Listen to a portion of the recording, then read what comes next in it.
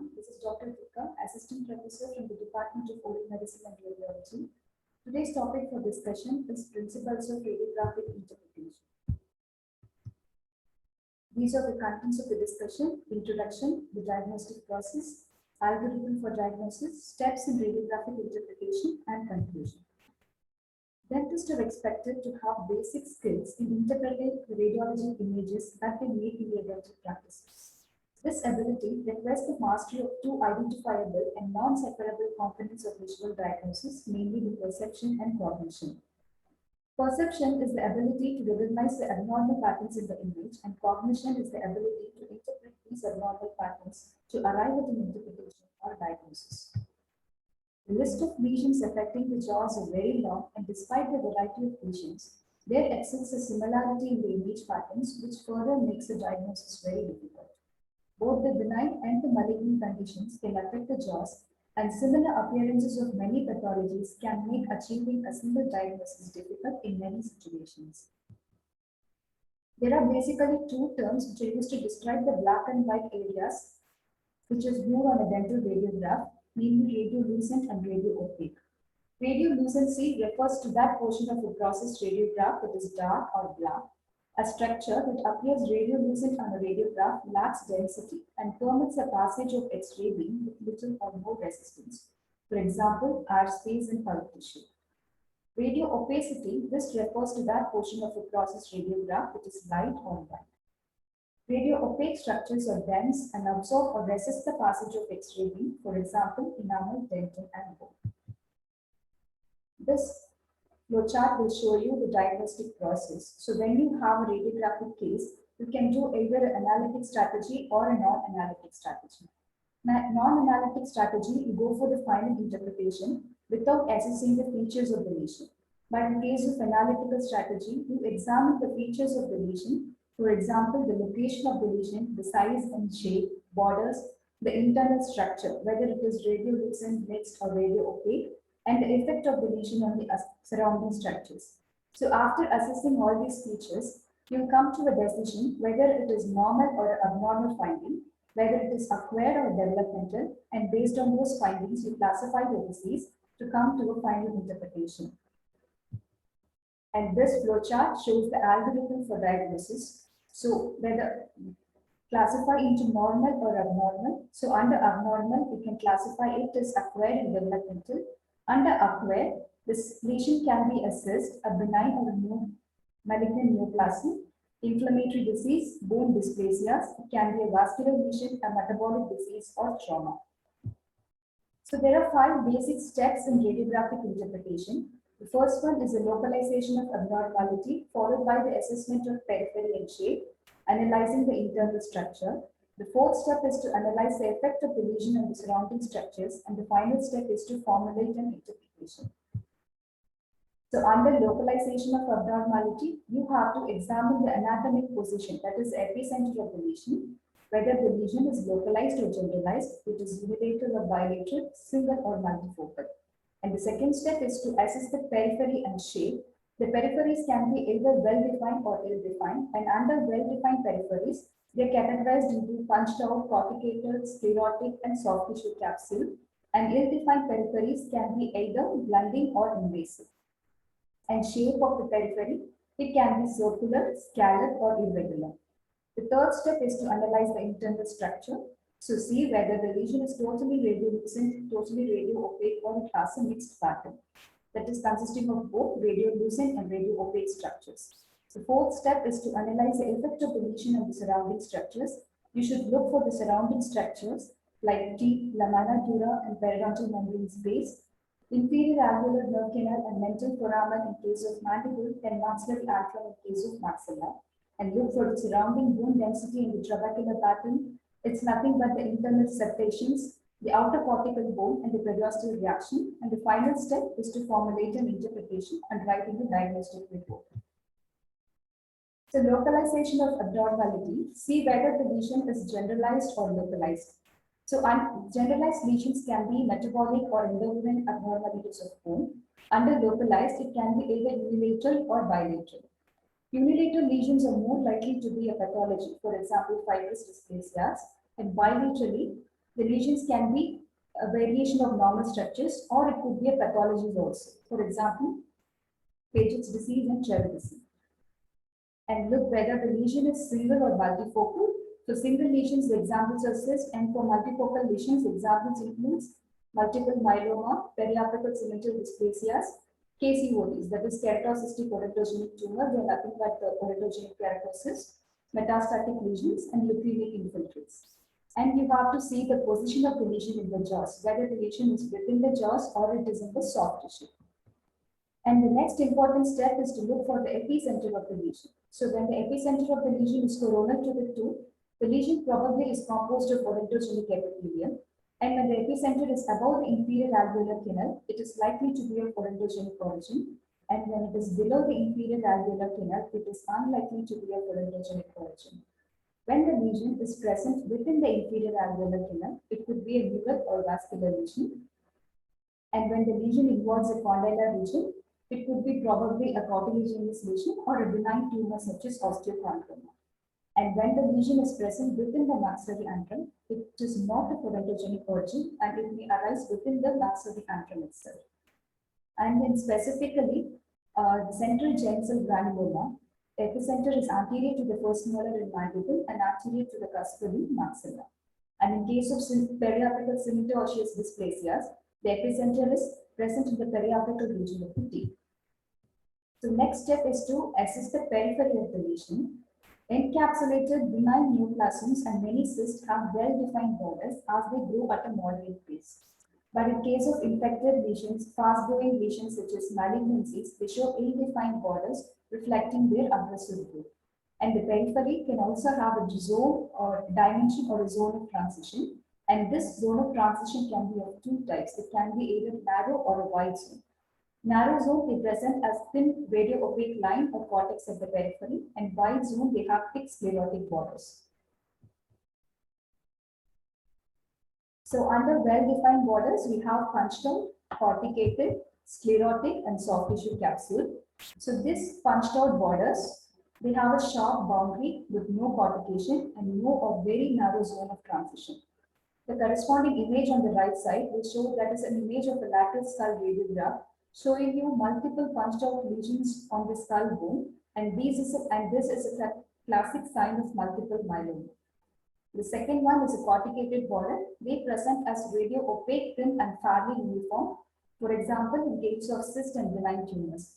The corresponding image shows you a well-defined radiolucency, which is surrounded by a thin corticated border, and this could probably represent a cyst. The next border is sclerotic margin. This kind of margin ascends as wide a zone of transition. They appear as thick, radio-opaque, and non-uniform. For example, periapical osseous dysplasia and condensing osteitis. The corresponding image shows you a thick, radio-opaque border with wider zone of transition, and that is the case of periapical osseous dysplasia. And in case of soft tissue capsule, they present as radiolucent line around the radio-opaque lesion. The classical example is benign cemento-blastoma. The corresponding radiographic image shows you a lesion at the periphery of the tooth. The arrow mark represents the soft tissue capsule. That's thin radiolucent line represents the soft tissue capsule surrounding a radio-opaque mass. Coming to the poorly defined borders, it can be either blunting or invasive. In case of blunting borders, they have wider zone of transition. There is a gradual change of the abnormal trabeculae of the lesion into normal trabeculae of the adjacent bone. The examples are sclerosing osteitis and fibrous dysplasia. An invasive and permeated border, they have wider zone of transition and the area of radiolucency with scanty trabeculae just behind the leading edge. For example, in cases of malignancies. Coming to the shape, it can be either circular or fluid-filled. Example in cases of cyst, because there is collection of fluid inside the cyst, they appear to be hydraulic and they appear as circular or fluid-filled lesions. And scallop, these appear as series of arcs or semicircles reflecting the mechanism of growth. For example, KCOT and simple bone cyst. The image here, the arrow mark shows you the semicircles or the arc-shaped borders, and this as a case of simple bone cyst. This is a classical feature of simple bone cyst, which shows you the scallop borders. The next step is to analyze the internal structure. So you have to see whether it is radiolucent, radiopaque, or of mixed density. Radiolucency is due to the absence of bone-type normal for that site. So basically, the lesion will appear radiolucent because they can be fluid-filled or there is extensive destruction of the bone. And then radio opacity can be due to numerous reasons. It can be due to abnormal mineralized tissue which is laid on by the abnormal cells, as in case of Paget's disease, or it can be simply due to thick and trabeculae, example osteosclerosis, or it can be some anatomic variants, for example mineralized stylofoid ligament, or it can be simply due to dystrophic calcifications. They present as dense cauliflower-like masses in the soft tissues in case of calcified lymph nodes, and they have particulate appearance of calcifications in case of chronically inflamed cysts. And when the lesion is mixed, that is both radiolucent and radiopaque, there could be deposition of mineralized tissue in an area where the normal bone has been previously removed, for example, ossifying fibroma. So you have to examine for the internal septations also. These septations are nothing but the residual bone, and they may divide the internal structure into compartments. So curved post septa, which gives a soap bubble appearance or a classical sign of ameloblastoma or KCOT, and the septa can be wispy and granular in case of central giant cell granuloma, and small striped septa, which are arranged perpendicular or right angles to each other, giving a tense racket appearance, as seen in cases of odontogenic myxoma. So these pictures will show you the different types of internal septations. The first picture shows you the honeycomb appearance, which is a characteristic of ameloblastoma. And soap bubble, again a classical feature of ameloblastoma. The third picture, the septations are arranged at right angles to each other, and that gives you the tennis racket appearance, which is a characteristic feature of odontogenic myxoma. And the fourth picture shows the scalloped internal septations or scalloped borders. So the difference between the honeycomb and soap bubble is that in soap bubble appearance, the locules are of uniform in size and they are larger in size, larger and uniform in size. But in case of honeycomb appearance, the locules appear to be very small in size and they are uniform. In soap bubble, they are not uniform, and in honeycomb, the locules are uniform in size. The next one is the amorphous bone. So this can be homogeneous dense amorphous structures which are organized into round or oval shapes. And the radio opacity can also be due to the presence of some two-plex structures. They are organized into enamel, dentin, and pulp channels, and the internal density is equivalent to the density of the tooth or greater than the density of the surrounding bone, for example, odentum. The radiologic image will show the presence of odentum, that is a radio-opaque structure at the periapical region of the teeth. This arrow marks will show you the radio-opaque structure. The next is analyzing the effect of the lesion on the surrounding structure. First, you have to assess the teeth and the alveolar complex. So in case of displacement of teeth is usually caused by the slow-growing space-occupying lesion. And when the lesions are above the crown of the tooth, for example, dentigerous cyst, the teeth are displaced apically.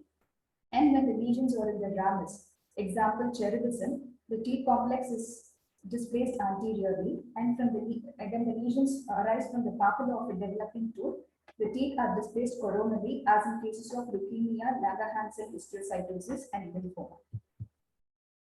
The next is the root resorption. So root resorption is seen in chronic lesions and also fast-growing lesions such as malignancies. It can be of three types: knife edge, example ameloblastoma; multiplanar, example central giant cell granuloma; and spiked appearance, for example sarcomas. So picture A will show you the knife-edged kind of root resorption. Picture B shows the multiplanar root resorption, and picture C shows the spiked resorption, which is seen in case of sarcomas. Next is examination of widening of periodontal ligament space. So this can be uniform or irregular, and lamina dura may or may not be present. When there is uniform widening without loss of lamina dura, that is in cases of orthodontic tooth movement, and when there is irregular widening with loss of lamina dura, it is a malignancy. So when there is generalized widening of period space, that is periodontal ligament space on both the sides, usually seen in cases of scleroderma, we call it a Stapney sign. And when it is localized only on one side, as in cases of osteosarcoma, we call it as Garrington sign. Next is the assessment of inferior alveolar canal. See whether the canal has a superior or inferior displacement. So when it is superior displacement, it could be probably a fibrous dysplasia, and inferior displacement in odontogenic neoplasms. So when there is widening of inferior alveolar nerve canal with intact borders, the lesion could be of neural or vascular origin, and when there is irregular widening with cortical destruction, it is most probably a malignancy. The first picture below shows the superior displacement of the canal. The arrow marks points the superior displacement of the canal. And the second picture shows the widening of the inferior alveolar canal and the borders are intact. Next is the outer cortical bone.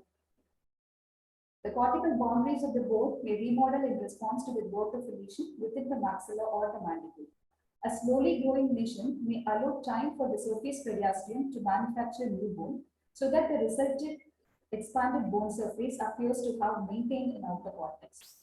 But in contrast, a rapidly growing lesion outstrips the ability of the periosteum to respond, and the cortex may be lost. So this is a bone expansion within outer cortical plate is seen in cases of slow growing lesions. And the picture A shows you intact and visible cortical bone, seen in cases of ameloblastoma. You can see the lytic lesion with intact cortical borders. The second image shows you an intact cortical border on the lingual side, but on the buccal side, the border is fading. The cortical border is fading. This is an example of ameloblastic fibroma. And the second one, there is perforation. There is perforation of the lingual border, and this is seen in cases of odontogenic myxoma and aneurysmal bone cysts. So next, moving on to the periosteal reaction. The periosteum will react when there is an infection or an inflammation. So these can be divided into lamellar uninterrupted, seen in cases of chronic osteomyelitis, lamellar interrupted, seen in cases of osteosarcoma, onion skin appearance, which is a classical sign of Graves' osteomyelitis and Ewing sarcoma, and solid and thick in cases of osteoid osteoma, and buttress formation in case of ameloblastoma. So the picture A shows you a lamellar uninterrupted kind of periosteal reaction. Picture B shows you onion skin appearance. Picture C, a solid thick periosteal reaction. Picture 4, that is picture D, shows the buttress formation, and picture E shows the lamellar uninterrupted and lamellar interrupted periosteal reaction. So these are the 4 kinds of periosteal reaction when you see in response to an infection or an inflammation. So moving on to the final step is writing a diagnostic imaging report. When analyzing the diagnostic images, it is always advisable to create a formal report for the purpose of documentation and communication with other clinicians. So this can be subdivided into sections. The first section is to write about the general patient information. This section appears at the beginning of the report and includes the patient's name, age, sex, and any alphanumeric identification such as a clinic or the medical registration number. Also, the name of the referring clinician if applicable, and the date of the report should also be included. The next one is the imaging procedure. This section summarizes the imaging procedures provided along with the date of examination. Specific information should be provided when you are going for a CBCT. For example, the field of view, the region of interest, the slice thickness, and the distance between the slices. All these things have to be noted if the imaging procedure is a Konden computed tomogram. And the next section consists of the clinical information. The clinical information should be brief and should summarize the information pertaining to the abnormality in question. The next step is to write about the findings. This section comprises an objective, detailed list of observations which are made from the diagnostic images. And the final step is the interpretation. The collected observations from the radiologic image or the images allow the dentist to elucidate their meaning, and this is called an interpretation. If additional information from the patient history is available, or if the clinical or any other diagnostic information is available, together with the radiographic integration results, and that final diagnosis can be made.